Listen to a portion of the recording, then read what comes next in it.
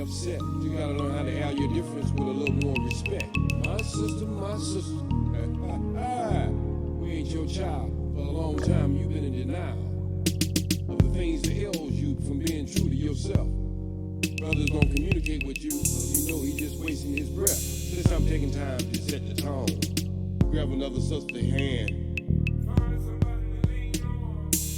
Some of you call me OG, but my real name is a skill Muhammad without the L-E. Yeah, the real champ is here right now, doing the rope-a-dope. Go put some of you sisters under the microscope. I know you ain't gonna like it, just talking to one last night. Every time I bring up the subject about women bad behavior, she wanted to argue, debate. Damn, she just wanted to fight. Damn, OG is telling true. I can't understand why they just can't listen to a black man. Maybe I should go back into history, find out what's ailing this black woman, knocked her crown on the ground, while a man being shot down in the street, not hung in the tree. Sometimes.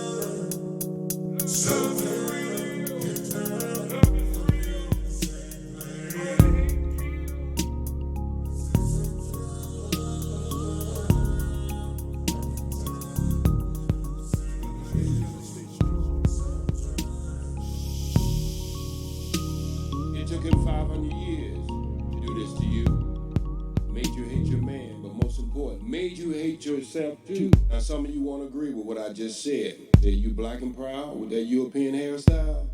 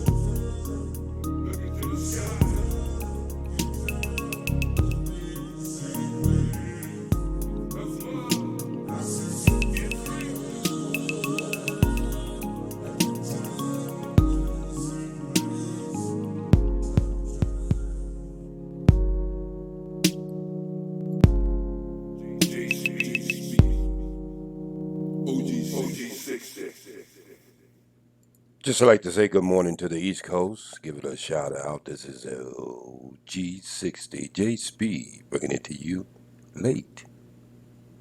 Just like doing stuff like this. We gonna go all the way to the motherland. Excuse me for that. And this is what I call just popping in and popping out. And so if you enjoyed, maybe you learned something, and maybe you learned where JaySPEED is getting ready to go. And for all you basketball fans out there, or sport fans out there, you know the season is indefinitely suspended. I hope you don't get too upset about that, because we're talking about human life now. Now, what you got to know about this is what we getting ready to go through. It's one of the reasons I'm leaving America. Well, you saying, well, this stuff is everywhere. No, I'm not saying that. I'm saying that what's about to happen to America in the next 5 years, most certainly black people, y'all not ready for it. You thinking you are under the umbrella of this country, but you're not. You're not the number one interest. Really, you're not. You're not the number two interest, or three, or four. You gonna be left out there to win for yourself. So let me get to the video, and I'll be back with why I did this. All right? So let me start it.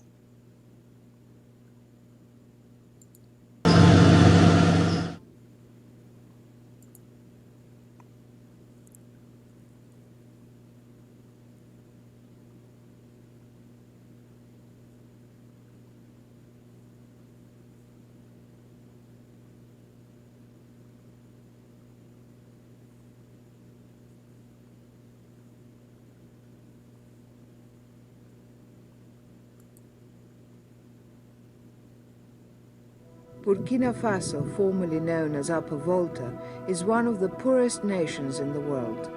It won its independence from France in 1960.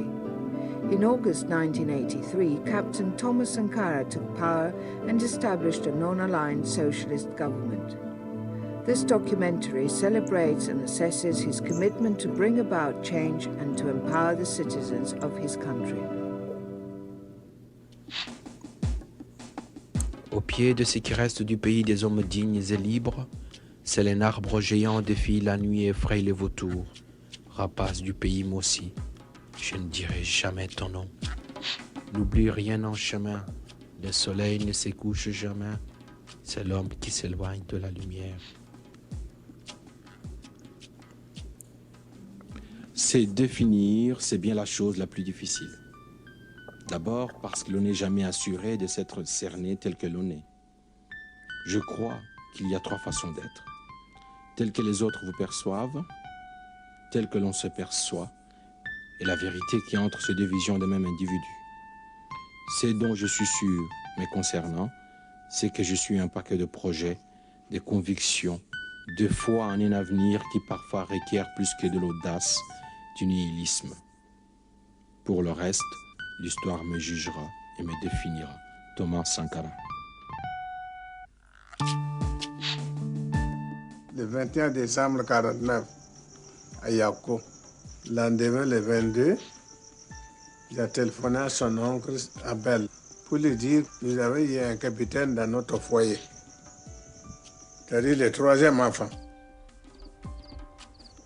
Après ça, les autres continuaient à appeler capitaine, capitaine, mon capitaine. En 1960, quand on prépare la dépendance, il a vu dans un papier et un journal qu'on a marqué le drapeau des votéiques à ce moment-là. Il a regroupé ses frères et ses amis. Il y avait des petits Européens aussi. Il a fait monter les drapeaux français pour pouvoir descendre ça après monter le drapeau votéique. Alors, il y a un petit Européen, c'était son collègue d'école, qui n'était pas content pourquoi on descend le drapeau français et puis monter sur l'île de votéique. Alors là, il y a eu des bagarres. Nous avons fait l'école primaire ensemble dans la ville de Gawa.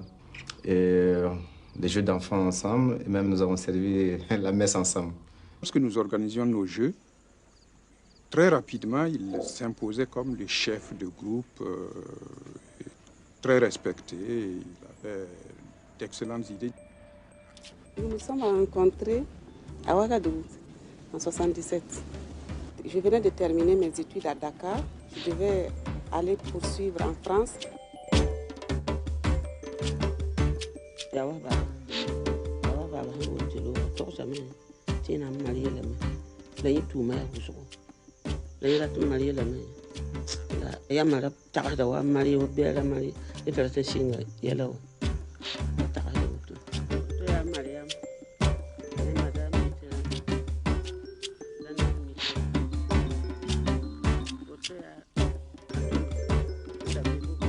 Quand il était à l'extérieur, il m'a écrit une lettre tout en disant il y a une demoiselle qui va venir vous saluer. Une soirée, j'ai vu une demoiselle qui vient ici me saluer. Alors, déjà, j'ai la lettre dans ma poche. Il me demande comment vous appelez. Je m'appelle Servé Mariam. Je dis, ah bon, ça va, asseyez-vous. Sa femme actuelle.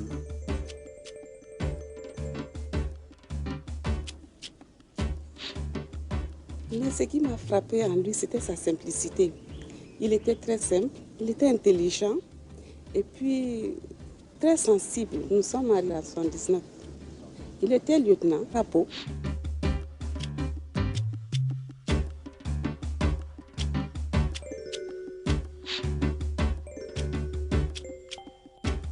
Il avait le sens du devoir bien fait.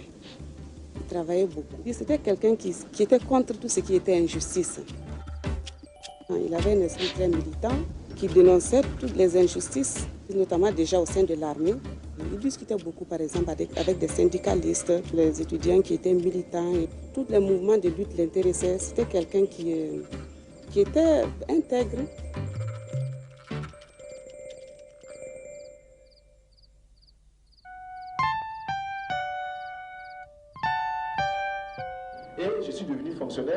je suis parmi, dans ma population de mon pays, je suis parmi les 0,035% de ceux qui ont eu la chance d'être des fonctionnaires et d'avoir un salaire régulièrement.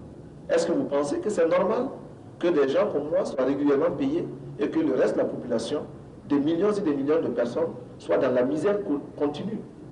Non, cela n'est pas normal et nous luttons contre cela, à commencer d'abord par les principaux dirigeants, le président, ses ministres et tous les autres responsables.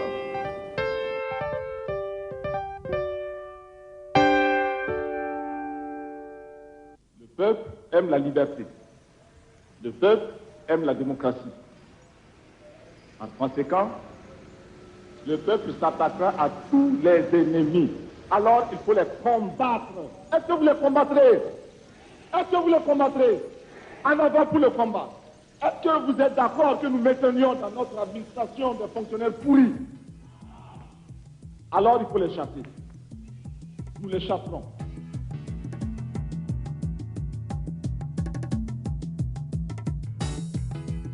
Octobre 1979, je continue d'entretenir mes relations avec Thomas Sankara, qui était à l'époque le commandant du SENEC, le Centre national d'entraînement commando, à Pau.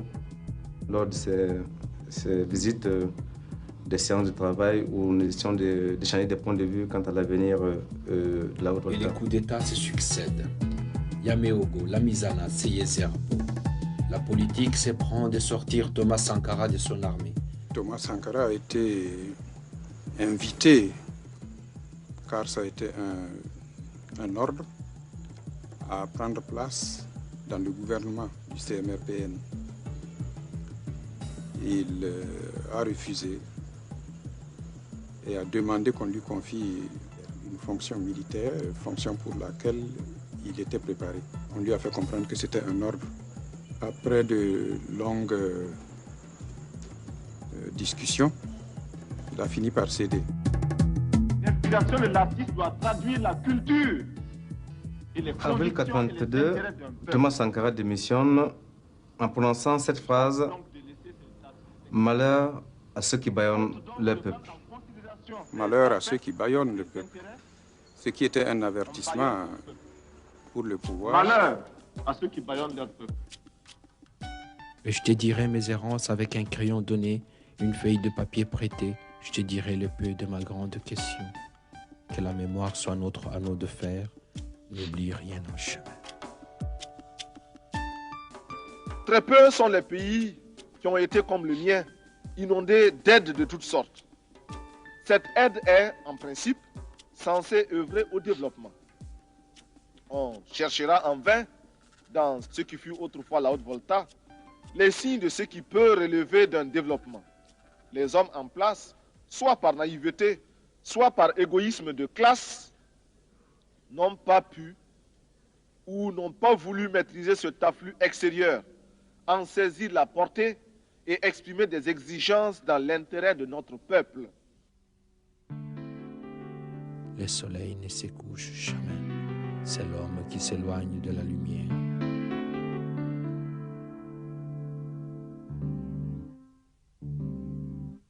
Peuple de Haute-Volta, aujourd'hui encore, 4 août 1983, des soldats, sous-officiers et officiers de toutes les armes et de toutes les unités, dans un élan patriotique, ont décidé de balayer le régime impopulaire, le régime de soumission et d'aplatissement, mis en place depuis le 17 mai 1983 par le médecin commandant Jean-Baptiste Ouagadougou.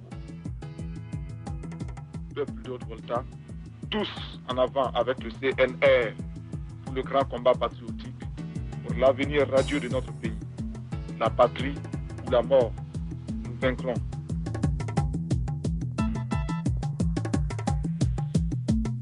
Notre révolution signifie également donner à boire au peuple. Et nous avons réalisé des forages de puits partout à travers le territoire. Nous avons également réalisé des barrages. Ces barrages ne sont pas très grands. N'allez pas penser que nous avons réalisé des barrages gigantesques dans le genre du barrage d'Assouan en Égypte. C'est trop grand pour nous. Mais c'est des tout petits barrages que les populations ont réussi à construire elles-mêmes, souvent en chargeant sur la tête les blocs de pierre, parce que nous n'avons pas de brouettes, nous n'avons pas de camions pour le faire. Et nous avons dû creuser à la main parce que nous n'avons pas de bulldozer, nous n'avons pas les machines, les caterpillars. Le sacrifice. Et ce sacrifice commence d'abord par les dirigeants eux-mêmes. Dans notre pays, il est interdit aux ministres de voyager par avion dans les classes premières. Ils doivent voyager en classe économique. Nous avons supprimé les voitures de luxe et nous avons pris de toutes petites voitures pour nos ministres, lesquelles voitures sont économiques et permettent au peuple de récupérer les sommes ainsi économisées pour faire des dispensaires pour aider d'autres populations. L'analphabétisme. Nous sommes en train de construire de plus en plus d'écoles.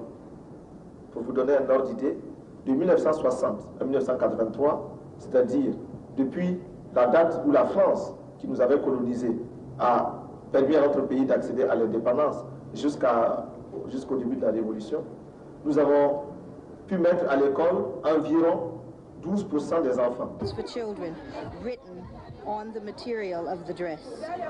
It's the calendar of vaccinations for young children, including polio, DPT, I'm not sure the other one.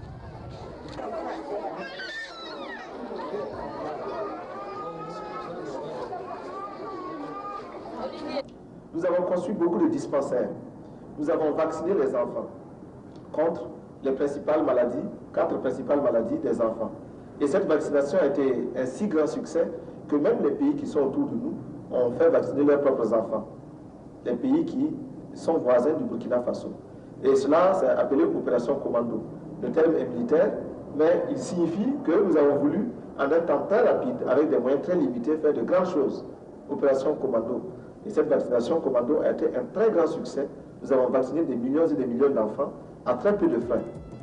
Nous encourageons l'aide qui nous aide à nous passer de l'aide. Mais en général, la politique d'assistance et d'aide n'a abouti qu'à nous désorganiser, à nous asservir et à nous déresponsabiliser. Nous avons choisi de risquer de nouvelles voies pour être plus heureux, rejetant de manière abrupte et définitive toutes sortes de dictats extérieurs pour créer ainsi les conditions d'une dignité à la hauteur de nos ambitions. Refuser l'état de survie, desserrer les pressions, libérer nos campagnes d'un immobilisme moyen enjeu ou d'une répression, démocratiser notre société, ouvrir les esprits sur un univers de responsabilité collective pour oser inventer l'avenir. Thomas Sankara est arrivé dans un paysage politique qui stagnait. On avait l'impression que les chefs d'État africains et tous les acteurs politiques africains avaient pris leur marque et tout était figé. Et c'est sur ces entrefaites qu'est arrivé Thomas Sankara, qui tout de suite a montré que pour l'Afrique, il y avait peut-être une troisième voie. Il est arrivé en homme jeune, déterminé. On dirait aujourd'hui qu'il avait soigné son look, une certaine impertinence dans le ton, alors que les autres chefs d'État qui étaient très soucieux du maintien finalement de l'établissement, des bons rapports entre la France et leurs propres États, bénissaient toute impertinence. Sankara est arrivé à une époque où l'Afrique était confrontée à toutes sortes de cataclysmes économiques, cataclysmes naturels. Et ce qui a été formidable avec lui, c'est qu'il a montré que la misère, ce n'est pas une normalité africaine, que l'Afrique n'était pas condamnée à la misère. Et ça, il l'a montré en posant des actes simples et concrets, en s'attaquant à la déforestation du Burkina, à l'avancée de la sécheresse, en s'attaquant aux problèmes alimentaires. Il a été capable de fournir 2 repas par jour à tout Burkinabé en l'espace de 4 ans. Et ça, c'était formidable pour toute l'Afrique. Ça prenait à contre-courant toute cette ambiance d'afro-pessimisme. Ce qui était fascinant et émouvant dans l'expérience de Thomas Sankara et du Burkina Faso, c'était cette volonté de s'arracher au colonialisme, de mettre en pratique un programme de développement autonome, de faire appel à la participation effective des habitants du pays, de réhabiliter aussi la fierté nationale, la fierté d'appartenance à une culture. Je dirais qu'il était exactement tout ce qui manquait à l'Afrique. Ce courage, où on avait l'impression qu'il n'y avait plus rien à faire et que les gens s'étaient accommodés à leur sort, il représentait aussi une jeunesse tout à fait pleine d'espoir par rapport aux vieux dinosaures qui hantent toujours le paysage politique africain. Et troisièmement, il apportait la dimension morale qui nous manquait, c'est-à-dire que l'image qu'on avait des dirigeants africains était celle de personnes corrompues et dont il n'y avait rien à tirer. Puis il est arrivé, il a montré à tous qu'on pouvait être fier, digne, se mettre au service d'une nation sans se remplir les poches. Le territoire libre d'Afrique, dénommé Haute-Volta, s'appelle désormais le Burkina Faso. Article 2. La Haute-Volta. Le Burkina est un État démocratique. Ce nom Haute-Volta, Volta en anglais, a été légué par la colonisation. Mais afin de retrouver notre identité culturelle, nous l'avons rebaptisé Burkina Faso, c'est-à-dire la patrie des hommes libres et dignes. Les habitants du Burkina s'appellent les Burkinabés. La devise est « La patrie ou la mort, nous vaincrons ». Ouagadougou, le 2 août 1984, Capitaine Thomas Sankara.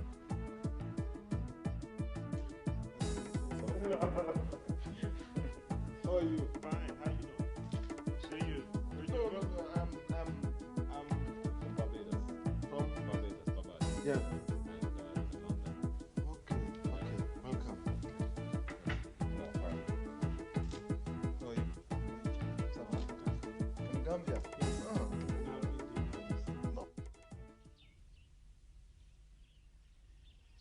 Thomas Sankara était un homme très travailleur. C'est un homme révolutionnaire et nous comptons toujours sur lui. Et la terre soit légère pour lui aussi. Quand j'ai rencontré Thomas Sankara, je n'avais pas l'impression d'être une femme. J'avais toujours en face de moi quelqu'un qui me prenait sur le même pied d'égalité. Il discutait et il essayait surtout de me convaincre. Pour ceux qui n'étaient pas sûrs de leurs arguments, c'était difficile de discuter avec lui. Je parle au nom des femmes du monde entier qui souffrent d'un système d'exploitation imposé par les mâles.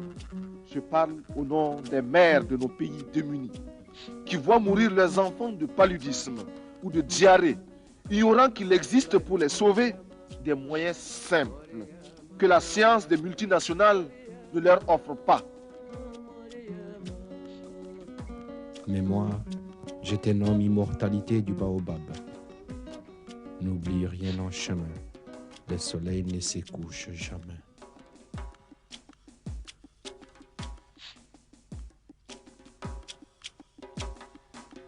Nous avons honte quand nous entendons parler d'Africains qui achètent des châteaux en Europe ou qui déposent des gros comptes dans les banques en Suisse et ailleurs. C'est une honte. Pendant ce temps, beaucoup d'Africains sont là misérables. Donc, nous ne pouvons pas permettre cela. C'est pourquoi notre révolution, c'était aussi la lutte contre la corruption. Et cette lutte contre la corruption, nous sommes impitoyables là-dessus. Nous faisons des procès publics qui dénoncent les voleurs, qui dénoncent tous ceux qui ont détourné de l'argent, les biens publics, et nous les sanctionnons très sévèrement. Bien entendu, ces gens que nous sanctionnons ne manquent pas d'occasion de s'opposer à notre régime et de le présenter à l'extérieur comme étant un régime fasciste, un régime dictatorial.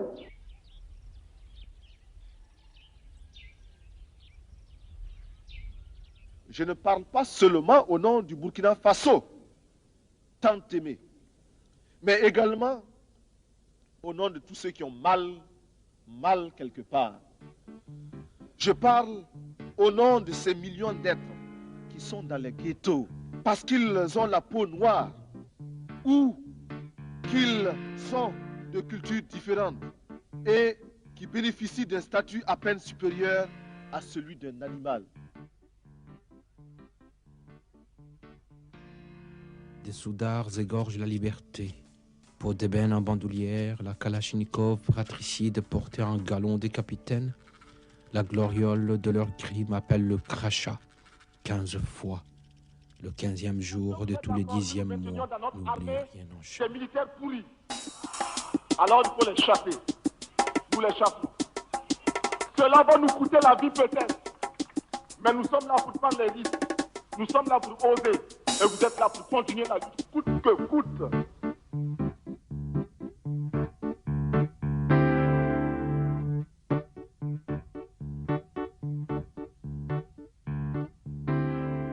Là-bas, les baobabs des Dagnoen troublent le sommeil des assassins. Traîtres, je ne dirai point ton nom, triomphe de ténèbres.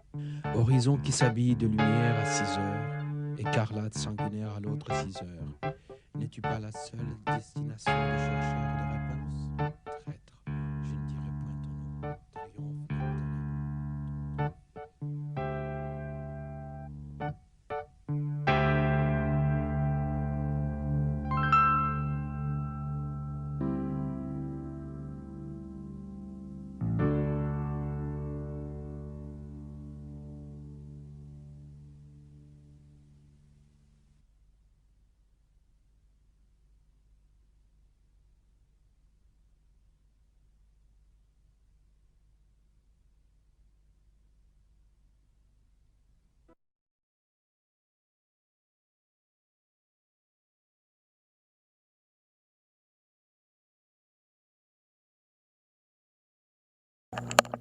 See, we always talking about one man can't make a change. Well, in all changes, there's always somebody who has to start. Maybe not complete the mission, but start the building of the foundation of something. And let evolution and the mankind, and that means woman too, that that's how things grow. The first telephone don't look like the phone you holding in your hand now. But if somebody didn't start making the first phone, you couldn't have the phone that you have in your hand now. And I don't see why we see this as so hard. We get to the point we say we keep trying and nothing changed. Well, obviously there are some things to change. But we just got to keep doing it till we get it right. We just can't give up. There were people with a lot less than we have didn't give up. So what makes us so easy to want to give up? I have never understood that. Seriously, I haven't. You know. And so when we start looking at stuff like that, even in other countries, and seeing the similarities of what we're suffering from over here, and there's one common denominator. It's always an outsider who comes in and take over something they don't want to pay for and do anything to hold on to it. And we as people on this planet, and I mean African people, we keep letting someone make an self-determination. Only a people of the people have the right to make the rules and regulations of what your self-determination should be. And that's something we ain't learned over here. And I don't know why it's like that, but it's just it. It's so bad. I think I made a song about it. You want to hear? I used to love when they used to say that on Living Color. I used to love David Allen Greer, who came up with that character. I thought it was kind of crazy. But anyway, let me see what I got here. I don't know if anybody is still here or not, but I'm going to do what I got to do anyway. Seriously. All right, this is one I made for them haters out there who didn't know I had some real skills on them turntables, so check this out.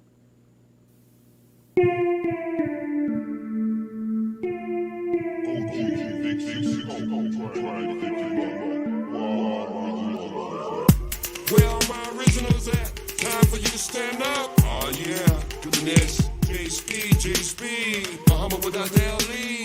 Oh yeah, I remember back in the day, New York City. Me and my Puerto Rican brother, we got with it. Now why did they choose me? I'm your boxer, who can knuckle up on anybody's street. While my crew dance to the drummers, to the drummers, to the drummers, to the drummers beat. I don't know why that song always cut off right there. I know damn well I didn't mix it like that. But anyway, let me see, can I find another version of that?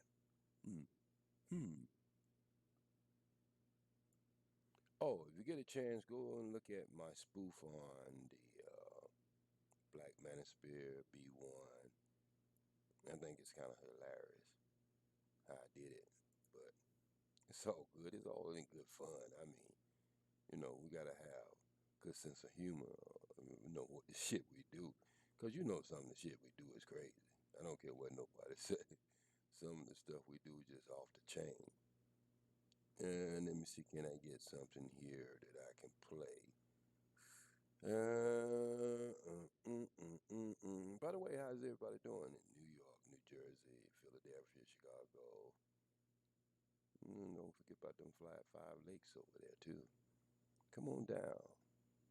And let's check Macy Dixie line. That's North Carolina, South Carolina, Florida, Louisiana, Mississippi, Alabama. Can't forget about good old Alabama, right? Let me see what I'm really looking for here. I'm looking for a piece of music. I don't know if I can find it. It's getting hard to find stuff. I'm getting my computer so clustered now.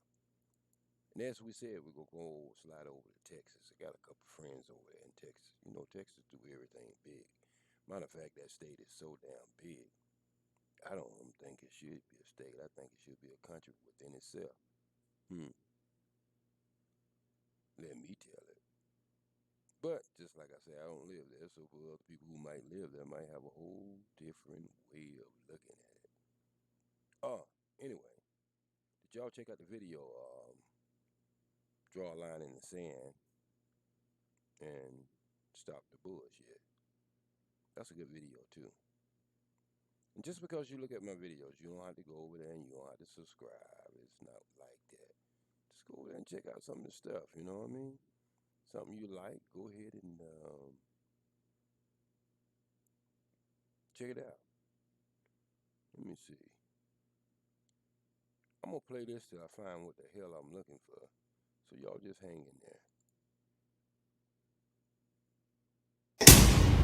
GOG Studio coming your way 2019. The first United States Afro-male radio station. I'm telling.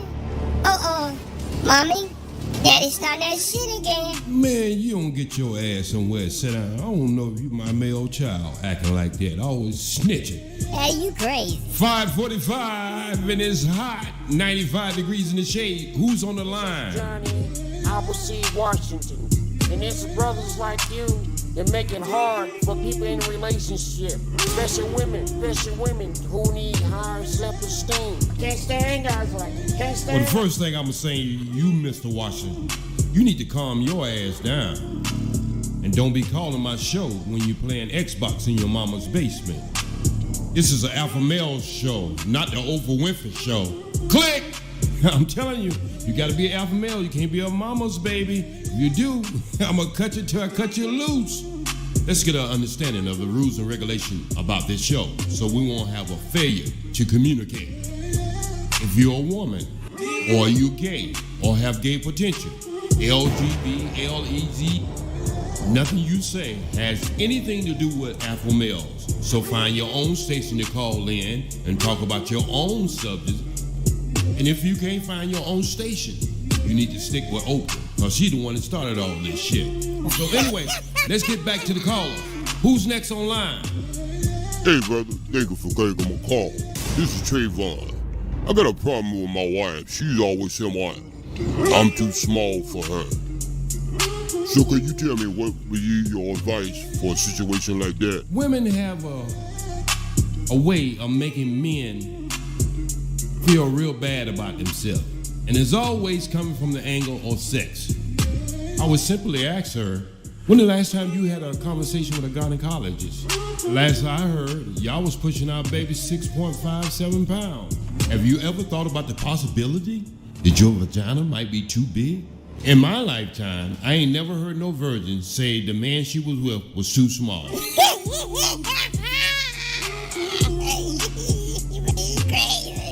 STOG. On the air, the 1st of January. Be there or be square. Call in, be a friend. Now, when I first started my YouTube channel, and that's what I wanted to make, was a channel for men to call in. But as I got into it, so that lets you know I didn't know anything about Black YouTube, what they was talking about. And then after I heard some of the Black YouTube channels, I was like, nah, hell no. I can't go down that lane.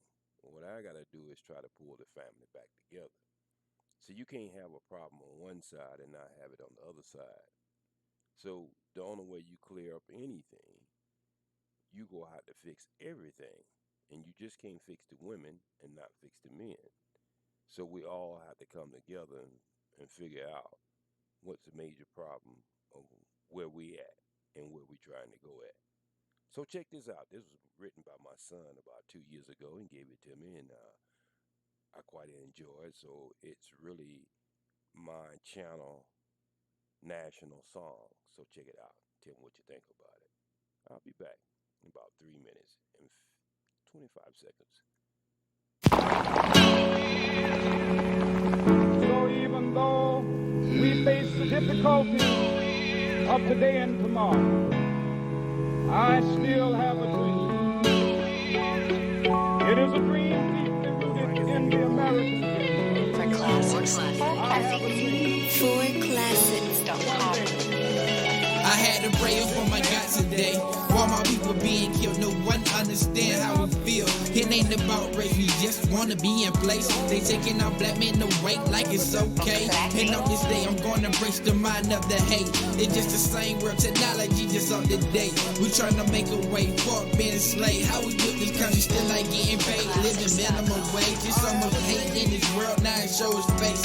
Emmett Till murder at a young age. Rodney King got beat by the LAPD. It's crazy how history repeat like it's new on TV. No protection is served by the police. This world so cold, but my body 98 degrees. Hands up, don't shoot, please. I got a family to feed, change, man. I don't live by my criminal history. The list goes on and on and on. Wake up in the morning, like what the hell going on? Tell me your dream, ain't no one alone. Hands up, don't shoot, I don't need no harm. Martin Luther had a dream, but we can't keep calm. A lot of pain is suffering, but my hand feel numb. Mama told me change the world, but it's pain in my palm. And I'ma keep it going, so this world be alone, so. Well, I'ma go on and take initiative to get up on this microphone and tell you like it is. It's like my platform, so I'ma use it to ask how you go enforce a law but then abuse it, huh? But then expect people to abide by it. When the main ones who swore up on their hearts say they went lying about it. I hit on the rise, brutally taking innocent lives. So many families crying because they babies dying. And I can't help but shed tears when I see that video. When that baby girl seen her daddy get killed. He was cooperating, but yet his life was taken. So if you think I'm wrong for being cautious, you mistaken. Cause I'ma stand up and fight for my people. I'ma be a man and exercise the right of my people. Why they treating us like everything we do is just illegal? Cause in some people's eyes, if we ain't white, then we ain't equal, hey. The list goes on and on and on. Wake up in the morning, like what the hell going on? Tell me your dream, ain't no one alone. Hands up, don't shoot, I don't need no harm. Martin Luther suffering, but my hand feel numb. Mama told me change the world, but it's pain in my palm, and I'ma keep it going till this world be alone. This is our hope. This is the faith that I go back to the South with. With this faith, we will be able to hew out of the mountain of despair a soul of hope. With this faith, more than a beat, we will be able to transform music into a beautiful symphony of brotherhood. With this faith, we will be able to work together, to pray together, to struggle together, to go to jail together, to stand up for freedom together, knowing that we will be free one day. This will be the day. This is for classics. This will be the day when all the God's children for classics. Sweet land of liberty of the outbreak, land where my father died, land of the classic. From every mountainside, let freedom ring, and if America is to be a great nation, this must become true. So let freedom ring from the prodigious hilltops of New Hampshire. Let freedom ring from the mighty mountains of New York. Let freedom ring from the hiking Alleghenies of Pennsylvania. Let freedom ring from the snow-capped Rockies of Colorado. Let freedom ring from the pleasant slopes of California. But not only that, let freedom ring from Stone Mountain of Georgia. Let freedom ring from Lookout Mountain of Tennessee. Let freedom ring from every hill and molehill of Mississippi, from every mountainside. Let freedom ring, and when it happens, and when we allow freedom ring, when we let it ring from every village and every hamlet, from every state and every city, we will be able to speed up that day when all of God's children, black men and white men, Jews and Gentiles, Protestants and Catholics, will be able to join hands and sing in the words of the old Negro spiritual, free at last, free at last. Thank God Almighty, we are free at last.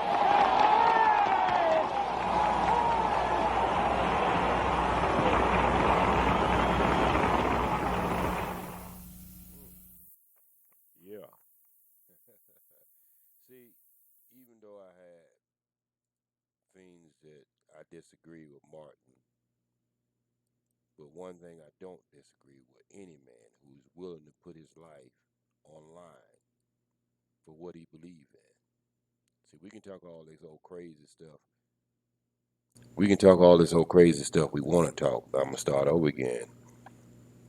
I was saying what I disagree with Martin Luther King. That has nothing to do with his bigger dream or his ambition. Is any man who's willing to put his life in what he believes in, you got to respect that. And see, a lot of us on Black YouTube, we just talk, and then when we get off Black YouTube, we go to sleep or we get in our car and go to the park and don't put none of that stuff that we learned or we said into action. That's my greatest disappointment with a lot of this Black YouTube content.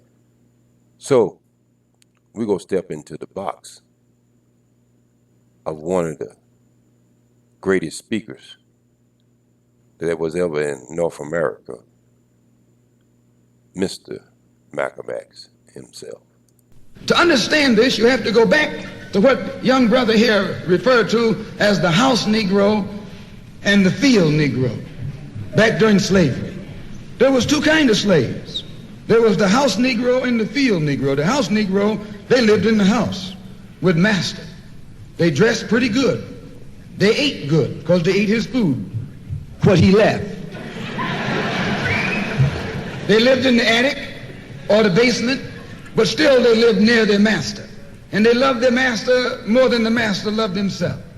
They would give their life to save their master's house quicker than the master would. The house Negro, if the master said, we got a good house here, the house Negro say, yeah, we got a good house here. Whenever the master said we, he said we. That's how you can tell a house Negro. If the master's house caught on fire, the house Negro would fight harder to put the blaze out than the master would. If the master got sick, the house Negro would say, "What's the matter, boss? We sick? We sick."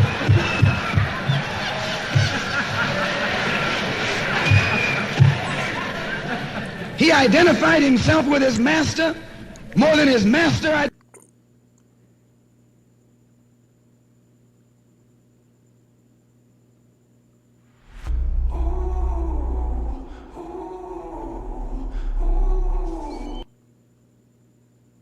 identified with himself.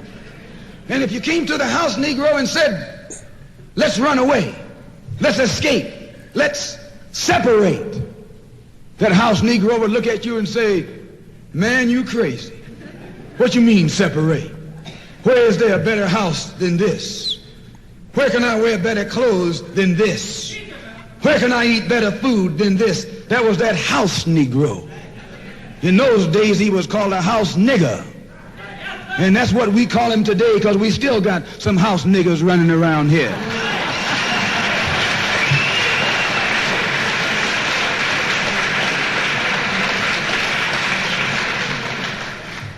This modern house Negro loves his master.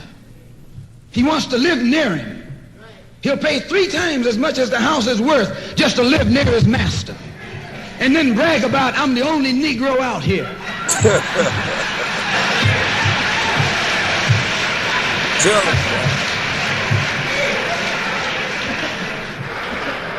"I'm the only one on my job.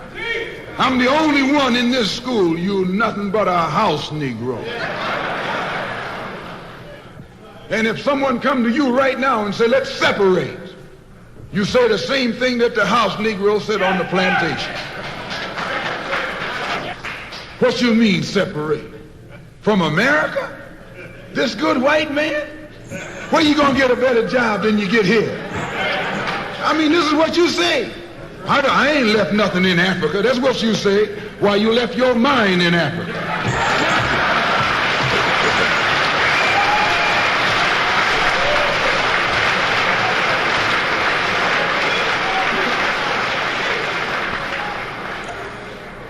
On that same plantation, there was the field Negro. The field Negro, those were the masses. There was always more Negroes in the field than there was Negroes in the house. The Negro in the field caught hell.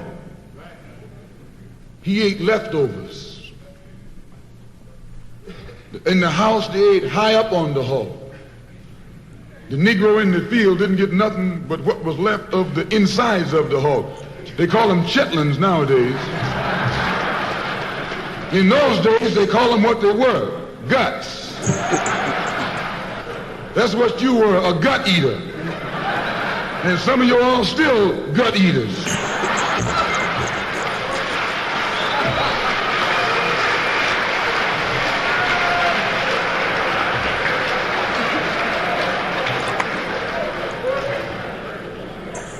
The field Negro was beaten from morning till night. He lived in a shack, in a hut. He wore cast-off clothes. And he hated his master. I say he hated his master. He was intelligent. That house Negro loved his master.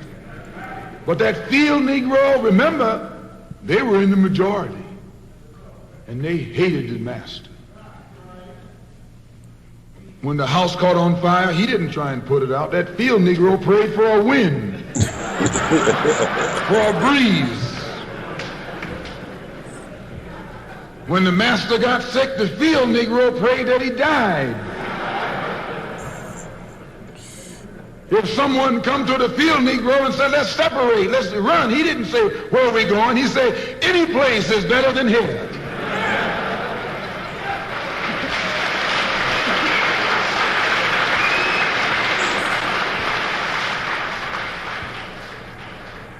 You got field Negroes in America today. I'm a field Negro. The masses are the field Negroes. When they see this man's house on fire, you don't hear these little Negroes talking about our government is in trouble. They say the government is in trouble.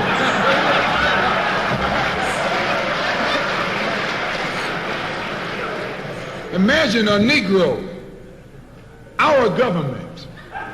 I even heard one say our astronauts. They won't even let him near the plant. And our astronauts, our Navy, that's a Negro that's out of his mind. That's a Negro that's out of his mind. Just as the slave master in that day used Tom, the house Negro, to keep the field Negroes in check, the same old slave master today has Negroes who are nothing but modern Uncle Toms, 20th century Uncle Toms, to keep you and me in check, keep us under control, keep us passive and peaceful and nonviolent. That's Tom making you nonviolent. It's like when you go to the dentist and the man is going to take your tooth. You're going to fight him when he starts pulling. So they squirt some stuff in your jaw called Novocaine to make you think they're not doing anything to you. So you sit there, and because you got all that Novocaine in your jaw, you suffer peacefully.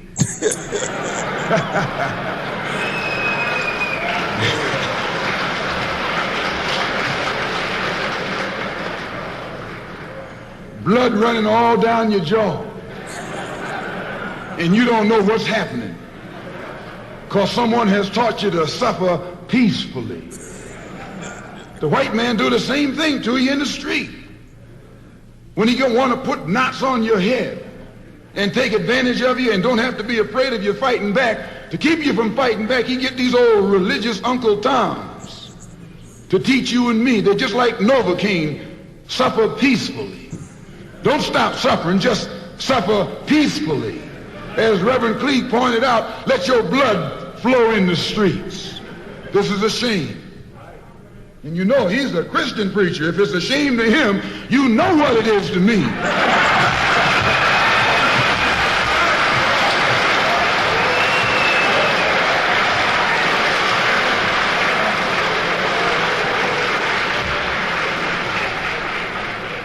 Because nothing in our book, the Quran, as you call it, Koran, teaches us to suffer peacefully. Our religion teaches us to be intelligent, be peaceful, be courteous, obey the law, respect everyone. But if someone puts his hand on you, send them to the cemetery.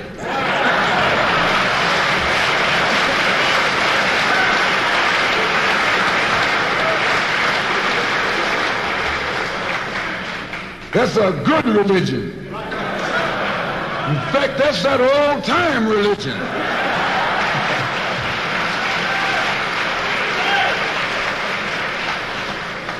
That's the one that Ma and Pa used to talk about. An eye for an eye, and a tooth for a tooth, and a head for a head, and a life for a life. That's a good religion. And then anybody, no one resents that kind of religion being taught but a wolf who intends to make you his meal. This is the way it is with the white man in America. He's a wolf and you a sheep. Anytime a shepherd, a pastor, teach you and me not to run from the white man, and at the same time teach us don't fight the white man, he's a traitor to you and me. Don't lay down our life all by itself. No. Preserve your life. It's the best thing you got. And if you got to give it up, let it be even Stephen.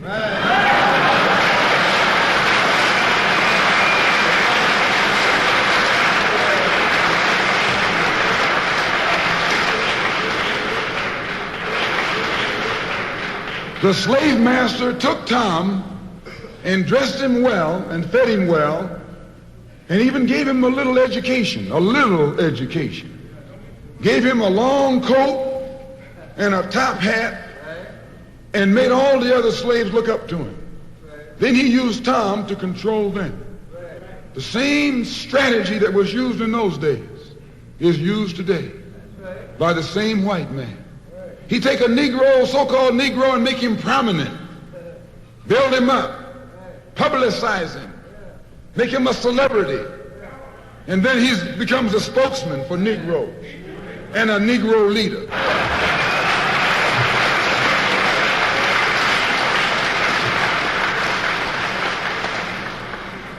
I would like to just mention one thing else quickly, and that is the method that the white man uses, how the white man uses these big guns or Negro leaders against the black revolution. They are not a part of the black revolution.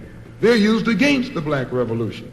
When Martin Luther King failed to desegregate Albany, Georgia, the civil rights struggle in America reached its low point. King became bankrupt almost as a leader.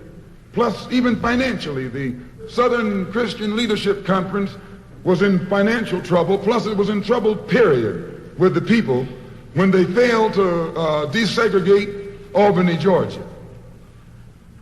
Other Negro civil rights leaders of so-called national stature became fallen idols. As they became fallen idols, began to lose their prestige and influence, local Negro leaders began to stir up the masses. In Cambridge, Maryland, Gloria Richardson. In Danville, Virginia, and other parts of the country, local leaders began to stir up our people at the grassroots level. This was never done by these Negroes whom you recognize of national stature. They controlled you, but they never incited you or excited you. They controlled you, they contained you. They kept you on the plantation. As soon as King failed in Birmingham, Negroes took to the streets. King got out and went out to California to a big rally and raised about, I don't know how many thousands of dollars. Come to Detroit and had a march and raised some more thousands of dollars. And recall, right after that, Wilkins attacked King, accused King and the Corps of starting trouble everywhere and then making the NAACP get him out of jail and spend a lot of money, and then he accused King and Corps of raising all the money and not paying it back. This happened. I got it in documented evidence in the newspaper. Roy started attacking King, and King started attacking Roy, and farmers started attacking both of them. And as these Negroes of national stature begin to attack each other, they begin to lose their control of the Negro masses. And Negroes was out there in the streets. They was talking about, we're going to march on Washington. By the way, and right at that time, Birmingham had exploded, and the Negroes in Birmingham, remember, they also exploded. They began to stab the crackers in the back and bust them upside the head. Yes, they did. That's when Kennedy sent in the troops down in Birmingham. So, and right after that, Kennedy got on the television and said, this is a moral issue. That's when he said he's going to put out a civil rights bill. And when he mentioned civil rights bill and the Southern crackers started talking about they were going to boycott it or filibuster it, then the Negroes started talking about what? We're going to march on Washington, march on the Senate, march on the White House, march on the Congress, and tie it up, bring it to a halt. Don't let the government proceed. They even said they was going to go out to the airport and lay down on the runway and don't let no airplanes land. I'm telling you what they said. That was revolution. That was revolution. That was the black revolution. It was the grassroots out there in the street. Scared the white man to death. Scared the white power structure in Washington, D.C. to death. I was there. When they found out that this black steamroller was going to come down on the Capitol, they called in Wilkins. They called in Randolph. They called in these national Negro leaders that you respect and told them, call it off. Kennedy said, look, you all letting this thing go too far. And old Tom said, boss, I can't stop it because I didn't start it.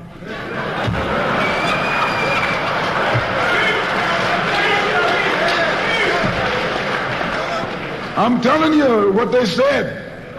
They said, I'm not even in it, much less at the head of it. They said, these Negroes are doing things on their own. They're running ahead of us. And that old shrewd fox, he said, well, if you all aren't in it, I'll put you in it. I'll put you at the head of it. I'll endorse it. I'll welcome it. I'll help it. I'll join it. A matter of hours went by. They had a meeting at the Carlisle Hotel in New York City.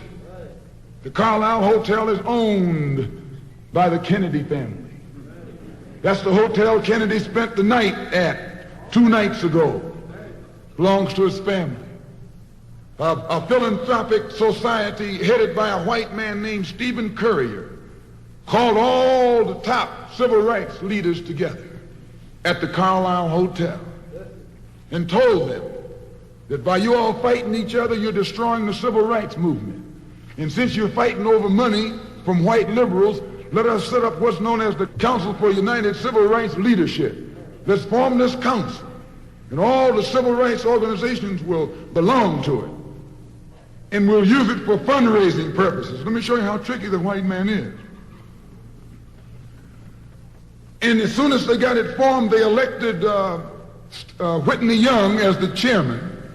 And who you think became the co-chairman? Stephen Currier, the white man. A millionaire. Powell was talking about it down at the Cobo today. This is what he was talking about. Powell knows it happened. Randolph knows it happened. Wilkins knows it happened. King knows it happened. Every one of that so-called Big Six. They know what happened. Once they formed it with the white man over it,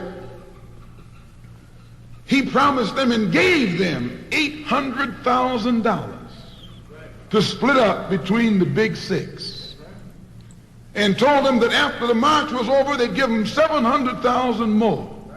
All right, we gonna wait for part 2 of this because we got about, I guess we got about 5 good important minutes of this speech.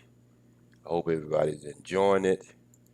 I can't really see you because I don't have but one screen, but this is some things we learned, and studying in the nation what actually happened on the March of Washington versus the poor man march that was going to happen very near in the future. It's going to be totally different.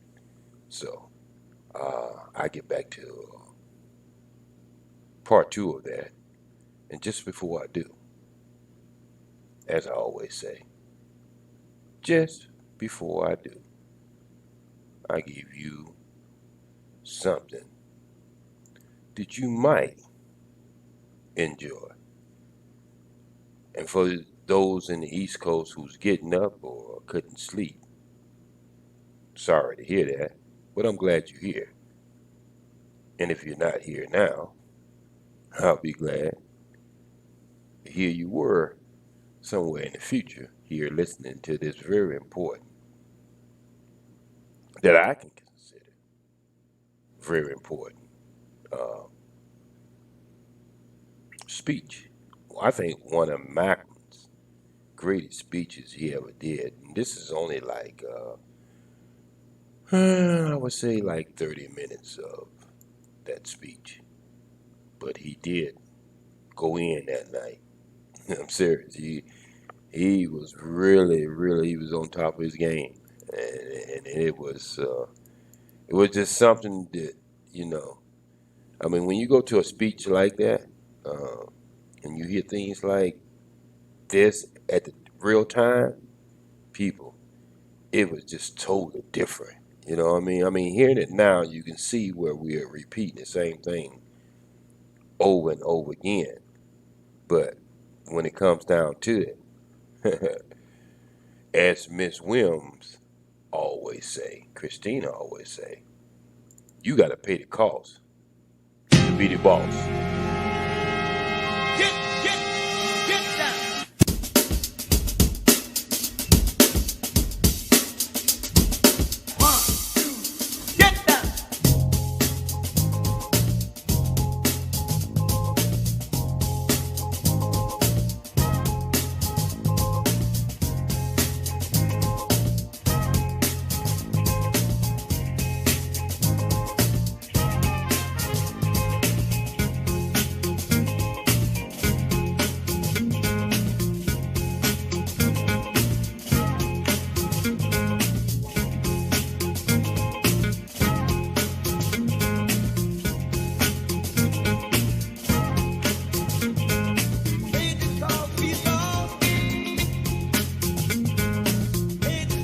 Don't forget, we got about 5 minutes of this speech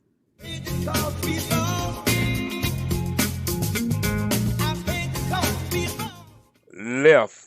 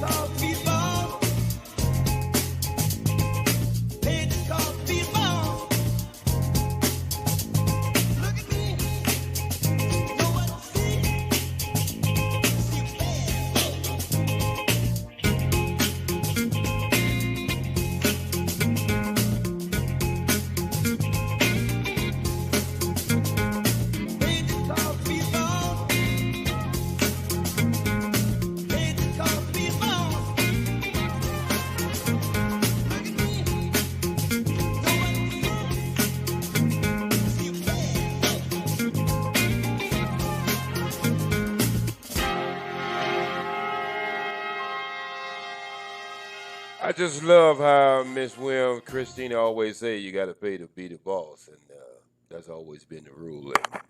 That's always been the rule in my house. Anyway, you got to pay the cost, be the boss. If you ain't paying the cost, then you should just sit back and listen. And as we build our minds to a higher vibration, we can continue by listening to Mr.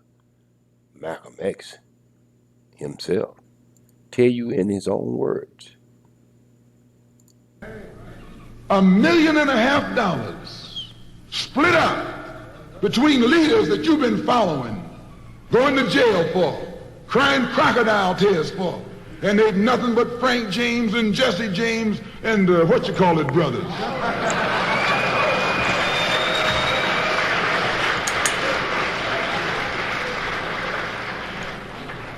Soon as they got the setup organized, the white men made available to them top public relations experts. Opened the news media across the country at their disposal. And then they began to project these big six as the leaders of the march. Originally, they weren't even in the march. You was talking this march talk on Hastings Street. Is Hastings Street still here? On Hastings Street. You was talking the march talk on Lenox Avenue, and down on, Fillmore Street, and Central Avenue, and 42nd Street, and 63rd Street. That's where the march talk was being talked. But the white man put the big six ahead of it, made them the march. They became the march. They took it over. And the first move they made after they took it over, they invited Walter Reuther, a white man. They invited a priest, a rabbi, and an old white preacher. Yes, an old white preacher.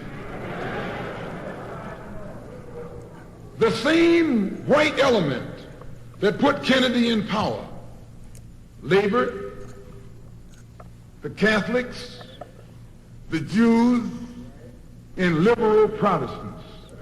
Same clique that put Kennedy in power joined the March on Washington. It's just like when you got some coffee that's too black, which means it's too strong. What you do, you integrate it with cream.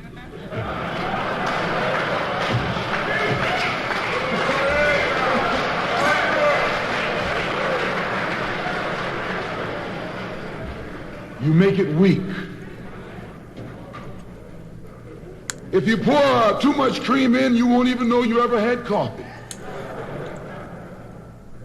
It used to be hot, it becomes cool. It used to be strong, it becomes weak.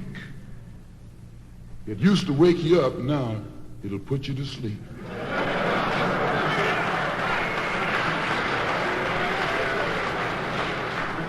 This is what they did with the March on Washington. They joined it. They didn't integrate it, they infiltrated it. They joined it, became a part of it, took it over. And as they took it over, it lost its militancy. They ceased to be angry. They ceased to be hot. They ceased to be uncompromising. Why, it even ceased to be a march. It became a picnic, a circus. Nothing but a circus with clowns and all. You had one right here in Detroit. I saw it on television with clowns leading it, white clowns and black clowns. I know you don't like what I'm saying, but I'm going to tell you anyway, because I can prove what I'm saying. If you think I'm telling you wrong, you bring me Martin Luther King and A. Philip Randolph and James Farmer and those other three, and see if they'll deny it over the microphone. No, it was a sellout. It was a takeover. When James Baldwin came in from Paris, they wouldn't let him talk because they couldn't make him go by the script.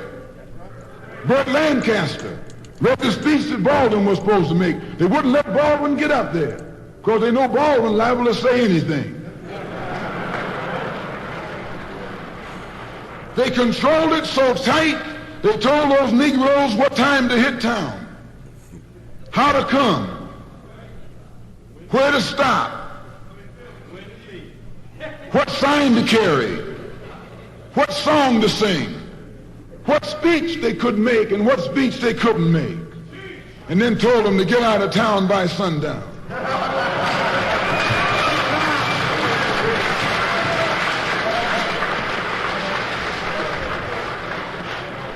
And every one of those Toms were out of town by sundown. Now, I know you don't like my saying this, but I can back it up. It was a circus, a performance. It beat anything Hollywood could ever do. The performance of the year. Ruther and those other three devils should get a Academy Award for the best actors because they acted like they really loved Negroes and fooled a whole lot of Negroes. And the 6 Negro leaders should get an award too for the best supporting cast. Oh man, that if y'all don't like that right there, then well, only thing I can say, revolution ain't in your heart, because when a brother get up there and tell you just like it is, ain't nothing you can do but say, hey, it wasn't what I thought it was. Well, some of us already knew it wasn't what you thought it was, and but it's a builder. Because once you know what happened, and that's why history is so important. Really, it is. Because once you know what have happened, you don't, and you see where it was not successful, you know not to try that again. And see, that's the only little catch that the young generation don't know is you think history is not important, but no other culture or race ever look at it like that. You got young white men, they asking their grandparents and their parents about history. You got Chinese, their children asking about their history. Not only do they ask about it, they have to study on it. You ask the Spanish and the Latinos, and everybody has a connection with their people, generation after generation, to pass information on. But us, we don't want to have anything to do with history. And that might be that we're so embarrassed what we had to go through that we don't want to face the truth of what history was. But that's what it was for me, and it worked for me in them days. And so if you only had a half a glass of water, that's all you got. You can sit back there and think about it and pray about it, getting it filled up, but at that point, it's still just a half a glass of water. And so we have to be honest about our past and understand our past and understand our history so we can move forward. I ain't saying we got to be stuck in it, but we at least got to know where it started and what were some of the outcomes of some of the movements, why some didn't work, why some did work. And then we tweak it and move from there. Now, I'm not going to do any of that. I'm going to just sit back and watch and see how y'all go do it. If you go carry that torch, you might as well go ahead and put some fuel in it and get to running with it. But you can't get to running with that fuel and that torture unless, you know, you stopping and talking all the time and thinking you know some shit versus going to do some shit and then learn some shit. That's the only way you go learn something when you do something. A baby don't know what the hell walking is all about till it try. They can see it, but the baby don't know. It knows that it can't do it, so it gets up and wobble around a little bit until it gets the balance and get the confidence that it can do it. The problem is with us, our young generation don't want to look at nobody else do anything or look in the history of what somebody else might have did, other than to go back into history and try to tell the boomers how bad we messed up. But then want to hold us responsible for where they at now. Wait a minute. I think you got to be accountable where you at. You can't hold us accountable because you didn't live in that time. You living in your time. You so smart, why haven't you changed it? If you know so much and you're a great leader, who are you leading? Hell, I'm looking behind you, I'm thinking everybody you leading is invisible. Because I don't see no damn body behind you. Most of the time, I don't even see a clean wall behind you. You talking on cam with a dirty wall. So, watch what you put out there. Watch what you say. Because there are people listening to you.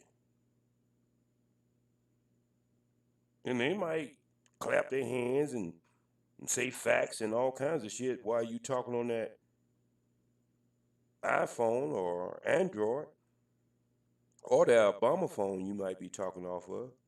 Ain't nothing wrong with that. You got to do what you got to do. But what I am saying is, when these people get tired of your ass,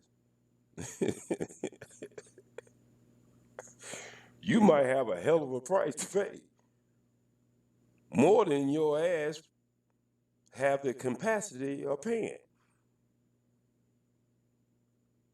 So, better watch out how you get out there on these tubes and try to become famous or have your 5 minutes of fame. It might cause you a lifetime of trouble. So I know what I'm getting into. I know, speaking the way I speak, I got enemies. Hell, I already know that. Shit. I know that by history of looking at people who came before me who were smarter than me, probably faster than me, and had more to deal with. But I took what they did, the successful part of it, and tweaked it for me. And that's what you got to do for yourself. We as old people, we ain't out here trying to tell you what you got to do. We just trying to give you a little counseling on, and a little wisdom on how we made mistakes. And maybe you need to think this through before you start marching forward. So once you put your feet in the water, man, it's already wet. You got to keep going. If you ain't put your strategy together good enough, you gonna take a lot of people in the water with you and drown. Ain't nobody trying to be critical of you. We just trying to give you constructive criticism so it'll make you think.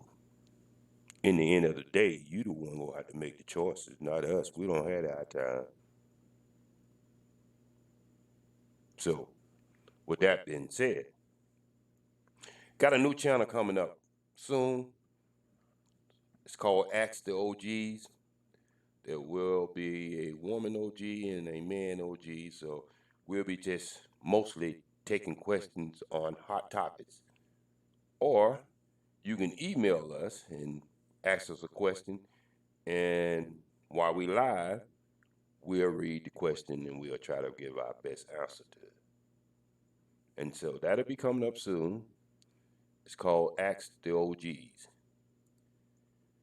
And let me see, is anything else? I know you're seeing more and more of me now, and because I'm getting down to them last days. And so I'm trying to just do what I do, put as much information out there as I can, people. I ain't got all the answers and never say I did. I just might give you some information that make you ask some other questions. That's all. You know, you got to do this shit for yourself. You know, this is your time. Don't you believe that we as older people on this planet don't want y'all 100 times better than us? See, that's the difference between generation y'all in and the one we was in. We wanted our children to be better. We wanted our people, even that we was living around, to be better. We wanted ourselves to be better. In y'all generation, the only person you want to be better is I, and me. You can't shop with a black family if they got a nice looking car in front of their storefront. I ain't shopping with them niggas. They think they better than us. Look at them, they done bought that brand new car on our money. Yeah, but you ain't never asked Mr. Popeyes and Mr. McDonald. You ain't never heard ask Toyota Lexus what they do with their money. Hell, they flying over your head all the time. You ain't holding them responsible for getting good stuff once they become a little wealthy. But a black person can't even buy a car, and now you just hating on the black person till you won't even go in the store and buy a loaf of bread. Because you scared he go buy a gallon of gas with the bread money you just bought. See, that's the kind of bullshit that y'all generation live in. So, I ain't saying y'all ain't gonna have no struggles, but I don't listen to a lot of you. And especially the one who calls themselves so smart. And I ain't seen no answers. I'm serious. I've seen a lot of theories thrown out there. That reminds me of me and my buddy when we go fishing. I be catching fish and I just use the right bait. He be done went through his whole tackle box and still ain't caught the first damn fish. And wondering why he haven't. Now, he's seen exactly what I had on my damn hook, and he has the same thing in his tackle box, but he wanted to do it his way. But after I caught the first 2 or 3 fish, he should have known that this shit is working. But his whole thing, he wanted to prove to me that he can find some shit to work too. I'm like, well, why is he wasting his time with this shit when he already knows that this is something is working? Now, when it stopped working, I don't mind him going trying to find something else to work. But if you see something working, what the hell you doing trying to find something else to work? You're just wasting time. And that's what I see with this new generation. And maybe that's the way they solve their problems. I don't know. I'm just going to sit back and I'm going to enjoy this damn ride. Because I can enjoy this ride right here without it getting in the lumps and bumps on my goddamn head. See, back in the day, when you was in it, you can get a lot of lumps and bumps on your head. But see, I don't have to get no lumps and bumps because I ain't going to be out there on front line now. Matter of fact, y'all don't want me on front line, and I wouldn't want to be on front line myself. You know. But I'm going to sit back and see how y'all handle this shit. I'm pretty much, if they had some money that I can invest in Vegas on the next 25 years, I guarantee you I come on top. It's not that y'all ain't going to make it. You just go out to find some better results other than complain. This is one of the most complaining generation that I ever seen in my life. Even when we were getting our ass kicked, dogs biting us, water horse setting up, we wasn't complaining like this. We was trying to get the hell out the way. But I guess that's y'all way of doing things. And we get to watch it in live, real time. So if I choose to have some popcorn and a soda and watch y'all laugh,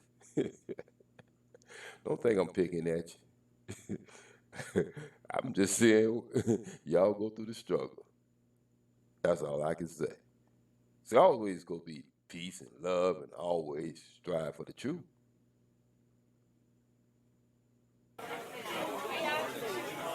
Flight 892 is now boarding. All passengers, please proceed to the gate. Flight 892 is now boarding. All passengers, please proceed to the gate. All passengers, please fasten your seatbelt. This is your pilot speaking. JaySPEED. I'll be in control. We'll be cruising at an altitude of infinity. Destination, Rollo Street, where there's no racism, sexism, where you always find conditional love. Rollo Street. Thank you for flying JaySPEED Airline. The music sounds better with JaySPEED.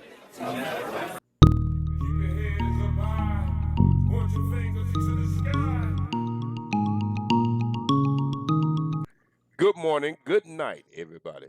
My brother, there ain't reason to be upset. You gotta learn how to have your difference with a little more respect. My sister, my sister. We ain't your child. For a long time, you've been in denial of the things that ails you from being true to yourself. Brothers don't communicate with you, so you know he's just wasting his breath. Since I'm taking time to set the tone, grab another sister's hand. Some of you call me OG, but my real name is Muhammad without the L-E. Yeah, the real champ is here right now, doing the rope-a-dope. Go put some of you sisters under the microscope. I know you ain't gonna like it, but just talking to one last night. Every time I bring up the subject about women bad behavior, she wanted to argue, debate. Damn, she just wanted to fight. Damn, OG is telling true. I can't understand why they just can't listen to a black man. Maybe I should go back into history, find out what's ailing this black woman, knock her crown on the ground, while a man being shot down in the street, not hung in the tree.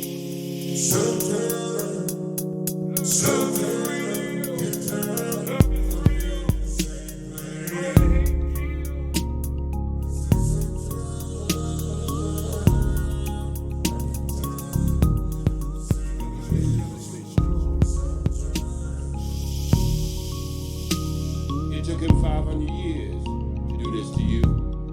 Made you hate your man, but most important, made you hate yourself too. Now some of you won't agree with what I just said. That you black and proud with that European hairstyle?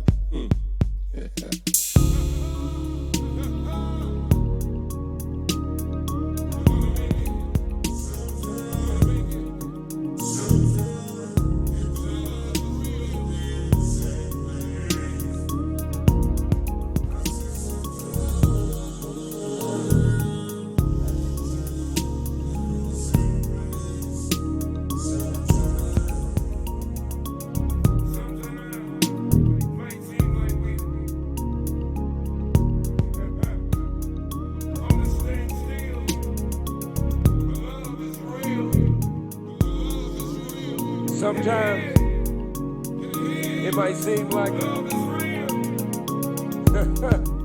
we on the stand still. SBWD Speed bringing it to you live in the wee hours of the morning time. Peace, love, and always strive for the truth. Don't you ever forget, many are called,